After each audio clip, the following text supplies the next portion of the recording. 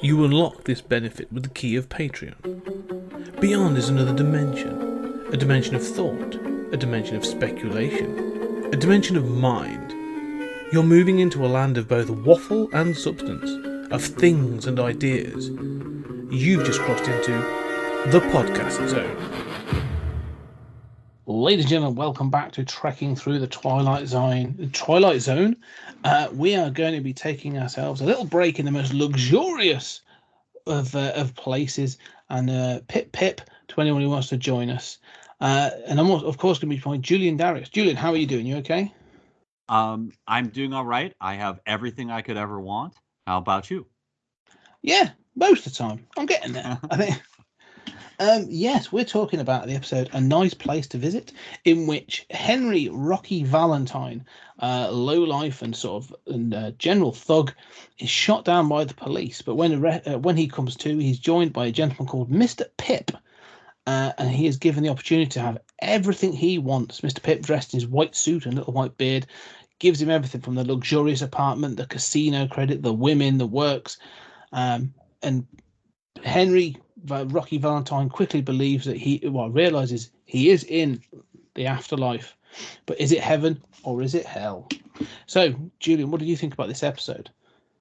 At its heart, this is a very basic idea, right? Yes. It's a sort of of the many stories that are repeated over and over and over. One is be careful what you wish for, and this is a be careful what you wish for story. What do you think? Yeah, no, it's interesting. I like part of it. Mm-hmm. I think we'll give it away because we know we're going to spoil it. But basically, when it's revealed that he's actually in hell, I think this is more about the lack of imagination on Rocky Valentine's part than it being hellish. Because I was still like, hang on, there's a way around all of this. Like, if you stop and think through all this stuff logically, because Mr. Pip, basically what happens is he gets taken to this. Mr. Pip introduces himself, says you can have anything you want, and he takes him to this apartment, and it's like Liberace's reject. I mean, this thing it's gaudy beyond all belief. It's like Louis XIV's bathroom, designed by Donald Trump. It's gonna have a lot of gold. Oh yeah. Clearly, and I've got I have a question about that actually, about the sort of the gaudiness of the apartment. And then obviously he goes to a casino and he's able to win every time, and all the women are sort of fawning over him and everything else. And basically, the concept is after a month or so, he's just bored. Like, there's no excitement. If you know you're going to win every time, there's no thrill in this. And that's when it's revealed that it's hell, and he's got to live with this idea for eternity. And that's the sort of the ending credit is. You basically, you have to get everything what you want, and he has to live with this for eternity. And I'm still going right, and like, how is this a punishment? Because basically, at one point, there's a point where he talks to Mr. Pip, and he says, "Who's this sort of Colonel Sanders kind of dude?" I struggled, and I was too fond of it. He calls him Fats throughout because he's obviously a very ton gentleman. And I was a bit like, I'm not sure how I feel about that at a personal level, but I'll get over it. But he talks about wanting to rob a bank, and then he says, "Well, is there any chance I can get caught?" And Mr. Pip says, "Well, if you want there to be a chance you can get caught." Mm-hmm. And he's like, "Well, no, that's not the point." And I was like, "Okay, well, let's stop." I'll be like, "Right, okay, I want to have a week. I'm going to go out and commit crimes." Mm-hmm. And what I want you to do is I want you to randomize it, the chances of me getting caught. I don't want to know, but it's going to be randomized. There you go. I've now got in the thrill, and if I do get caught, there's going to be a punishment involved, and that's what he's looking for. Like, I've got to get away, and it's sort of like there's ways and means of making, at least adding in that little bit of thrill to get around it. Well, and they kind of get close to that at the end, and then Rocky just sort of says like, "Well, no, if I know that it's randomized or whatever, losing occasionally is not a big deal, right? I still know the deck is rigged in my favor," which is not very satisfying, right? I mean, as you say, it doesn't really make sense as to why this is really such a great punishment. Yeah. And I mean, so I want to say more about that, but let's back up and talk about the depiction of Valentine, of Rocky Valentine. I mean, he is again another sort of stereotype of a criminal. I mean, and to some degree, I find it charming and entertaining, right? Police, like, screws, you'll never get me. And it's like he's straight out of a B movie from the era. And so he's killed. I do, part of the entertainment is sort of how over the top he is. I am, of all of the things in this episode, I am most charmed by the idea of a guy who meets his guardian angel and within minutes tries to mug him. I just thought that's so charming. I love this so much. And seeing him in the casino, casinos are entertaining. The chicks are entertaining. Winning is entertaining. Throwing money around. I mean, there's good stuff here. That's the stuff that, I sort of like. But again, you're right that I'm at the end of the day, it's just a twist that really doesn't make that much sense. No, it basically lands on the fact that Rocky Valentine has got no imagination, because he actually asks at one point he says, well, I want $1 million in 5G notes, and it appears, but there's still no question of going, where are you spending this? Because we've had food materialize, clothes appear in your wardrobe. We can Mr. Pip will give you a car. What do you need money for? It's this thing of like, it goes to show more about the lack of imagination of the character, which is again this thing of punishment. He's trapped in this thing where he can't think his way out of it because he's not that kind of character. But I'm sitting there going, all right, well, I'm trapped in this, but I can have anything I want. I'll have a big screen TV and every film I've ever wanted to see, and I'm gonna sit it for eternity. All right, well, let's get comfy because I don't have to eat if I'm dead. So, I can enjoy stuff. So let's just do. It just seems like this idea seems really flawed as a depiction of hell. Yeah, no, I agree, and I found myself thinking. I mean, so there are some sort of more existential things, but I found myself thinking, man, take up a reading habit. Yeah. Like, I mean, first of all, I'd be like, yeah, okay, so I don't want to go to a casino that often. Is it fun to rob a bank? Sure. But, I don't want to rob a bank that often. How many banks can you rob before you're bored with it anyway? Yeah. I mean, the point of that wasn't a lifestyle. I mean, the idea is that he's sort of an adrenaline junkie and he's, all about he's chasing the thrills. But, okay, so you've got all the time in the world. There are no demons here poking you with burning stakes or anything. Take up a reading habit. There's got to be something in your life that is meaningful beyond just the joy of killing screws and taking down scores, right? Yeah, well, that's it. Like, it's not just that. Like, it could be anything. He likes clothes. All right, do something with that. There are things that you could do with this. Like, you can go anywhere. You can do anything. Travel. I know it's not the real places, but I'd like to go to a depiction of the pyramids of Giza. I want to go visit exactly what they look like. I want to travel around that. I want to go to see, Ayers Rock or Uluru. You could do all this stuff. It comes down to this idea, and that's the frustration of this thing. Is like it's a hell built of a man's ignorance. Yeah, but I mean, what I like about that is, I mean, it is just that central premise of be careful what you wish for, and the premise seems to be that.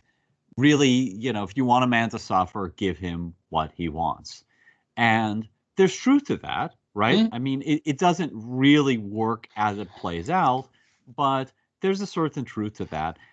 And I do find myself wondering, the same way that you see somebody meeting their clone in a movie, and I think, okay, this is one of the key existential sort of things for me. I have to get along with myself. You know, if I don't get along with myself and my versions of myself are like, you know what? I don't trust you. You're kind of a dick, you know. I've got a backup plan for when the other Julian screws me over. I'm just a shitheel, man. Yeah. If I can have anything I want, and you know, the things that we want in life should be things that really would make us happy, that wouldn't fade momentarily. That's not to say that life doesn't involve challenges, that, you know, none of us should ever be utopian and stationary, right? But if we got everything we wanted, I mean, hopefully we would be happy, or at least happier. There'd be other things that we'd want to do, other books to read or whatever. But I mean, if what he likes is sort of beautiful girls who he has no intimacy with, how have you not figured out that you find that unsatisfying by now, right? Yeah. It's not like Rocky as a person is somebody who, you know, I you know, I don't know. I mean, if he's somebody who doesn't value intimacy, he never says like, "Oh, get out of here, you're fake." You know, that's love's not real. He has no concern for intimacy or love. So, what's his real objection? That he's bored with them.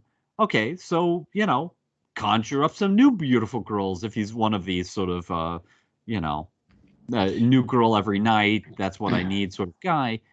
I mean, and if that's not doesn't make you happy, why were you doing that in life? Yeah. Yeah. It's distinguished that he's declared that he's bored. And I think, I often remember being called saying as a kid, you'd say, "Oh, I'm bored." And you get the old adage of like, well, only boring people get bored. And it's not true. Right. Because I still get bored now. But it's this idea of imagination, isn't it? Sort of like, well, if you're a kid and you get bored, then yes, because you've got certain limitations. But if you're you have access to an ability to create anything you want, then there's no need to get bored. Like he likes music and dancing. Mm-hmm. Cool. Do that. That's Yeah. not about winning. That's just about enjoying the moment. Take up other things. It's bizarre. This episode, it just frustrates me. This episode where I'm just like, right, someone needs to sit down with Rocky and tell him, and that's clearly the point and part of the point. But yeah, it didn't work as a hell to me. However, I would say I kind of like Mr. Pip. Yes, He's great. And I like the fact that when he turns, because there's a couple of good moments in this. He has some great dialogue. And the moment he says something about Rocky Valentine says something, but I need that like a hole in the head. And Pip's like, well, you say that. yeah, You had one not too long ago because you were shot. And I love that whole sort of interaction and the fact that, like, it's. I mean, I guessed, I guess what the twist is going to be. right. And so when I'm watching Pip, I'm like, okay, let's see, how are you taunting Rocky? Because that's what it becomes. And you can see that the actor's clearly going like, right, so if we are going to play this of like, I'm going to give you everything, but I'm also going to twist. It's like that evil genie. I'm going to twist everything you ask for to make it almost a corrupt, that sort of corrupted version of what it is you're asking for, kind of thing. Yeah, except he doesn't, right? What's the corrupted version? What, that you can't lose? I mean, but he says, "Oh, I can make you lose, right? I can work in an element of chance here."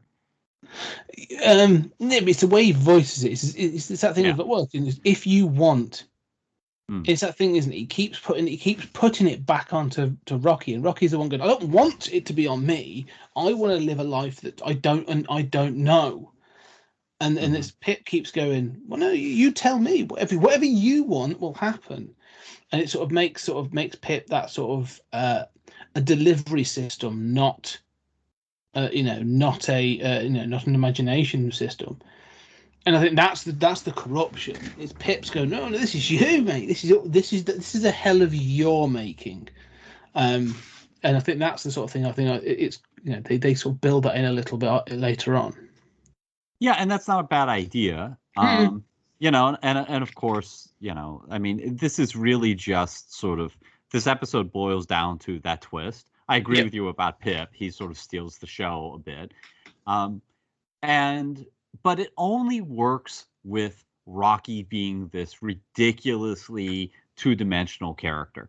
And clearly, if this is what hell is for everyone, it does not work for most people. I mean, and Rocky is so two-dimensional that he keeps threatening Pip. He keeps just being such a dick. Hey, fatso, hey, fat, it's like he's such a dick.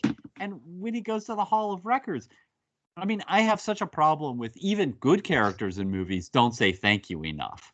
And I'm not a Midwestern please and thank you kind of guy, but there is just a kind of like basic humanity of like, I again and again, like if you asked for $1 million and somebody materialized it, you'd say, hey, buddy, thanks a lot.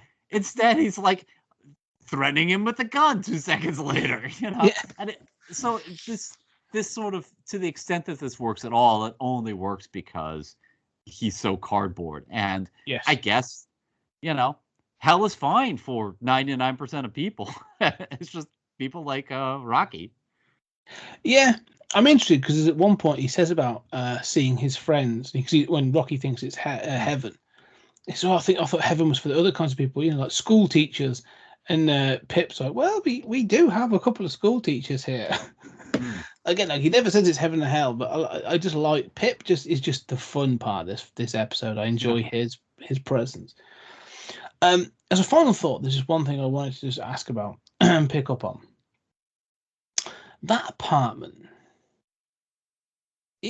And this might be a historical thing. This may be a sort of a fashion of a different era.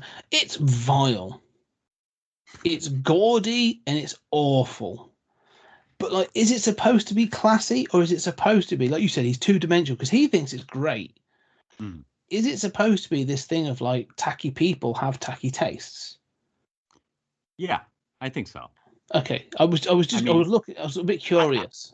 I don't know that I don't feel that it's that awful, but it's definitely makes me uncomfortable just looking at it. And I think all those, those terrible sort of like, Victorian tables with drawers under them. And I'd be tripping over everything. The poor-footed chairs and the doors with the gold inlay on and all this stuff. Like, I hate even the bed. The bed's got like silk, like ruched curtains around it and all this other stuff. Like it's so overly opulent that like I say, it's ridiculous.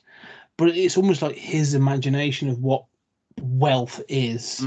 Well, that's that nouveau riche thing, right? Yes. I mean, it's why, again, I mean, I don't want to make it too political, but I mean, it's why Trump thinks that it's classy. It's so classy because it's like covered with gold everywhere and gold inlay and, picture frames with gold trim. I mean, all of which is the definition of bad taste. Yeah.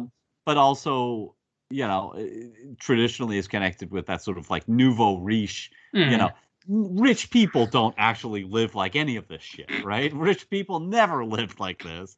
This is, you were talking about, what's his name? The pianist. Liberace. Yeah, this is, sort of like Liberace idea of wealth. It's a Trump idea of wealth. It's not actually lavish at all. But that might come down to the set designer or, making fun of the two-dimensionality of Valentine. Yeah. Well, this set does get used again, so we will be mentioning it again soon. But any final thoughts? I like this episode better when it was remade as The Good Place, although I guessed all of the twists in that, and including twists that they weren't smart enough to do. It's a good point. I haven't thought about The Good Place. But yes, I did like that show. Anyway, ladies and gentlemen, thank you very much for joining us in The Good Place or The Bad Place. And I hope you join us on the next episode.